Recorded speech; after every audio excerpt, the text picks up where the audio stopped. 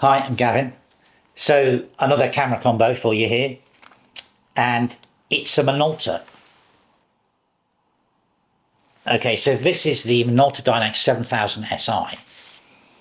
Minolta made loads of these medium range cameras. They're sort of like the 6s and 5s and everything, and 3s for lower end and all that. And they made the high end ones, which is the 9. And I've done a video on the 9, and I've done some looks at the 9XI and stuff like that. Now, what this is all those, there's a point where I found with photography, you sort of want to take a good film. You want to take a good camera out. You're not sure what you're doing. You're not sure where you're going. I mean, I live in London, so I mean, some of the areas are a bit sketchy. So it's like, you don't want to be wandering around with like your Leica hanging off you, but you want, or your F100 or whatever you're going to use. So you want to take something with you that's really reliable, that and does the job, and it gives you all the controls you need. And now, the 7000si is pretty much that camera. It's got all the clever features of a Minolta. I mean, Minolta make great cameras. So you've got your eye focus, where you put your eye up, it starts to focus. It's got a top shutter speed of 1/8000. It's like autofocus is incredible, works perfectly. And basically you've got all the controls you need on it if you want to do all sorts of stuff. So it's got built-in flash, you need that. And then you just pair this up with one of the Minolta glass. And I think I've said it in another video that because Minolta glass is like end of line, there's no modifications for it for modern cameras, unlike Nikon and Canon, even Contact and people like that. You can modify the lenses. No one cared about these. You can get Minolta lenses which are phenomenal, really, really cheaply.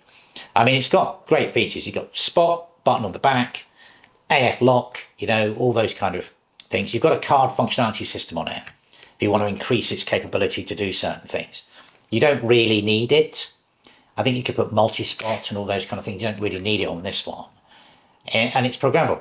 Yeah, so I mean, you can get these. The reason I've got to get 3 of these, it's got the whole hand start, where you put your hand on there, it'll focus and stuff. But the thing is, these are cheap. You can get, I can't remember, I got one of them for 15 quid. And another one was really cheap, 30 or something. They're really powerful cameras. They're really cheap. And then you can spend the money on a nice lens, a 28 or a 50 or a 35 from an autofocus lens. And you've got an amazing little package that if you lose it, gets trashed, you can literally go back for under £100 and completely replace the entire setup. I think, sadly, these are getting a bit more expensive. There's one up from this, which has just gone a bit crazy.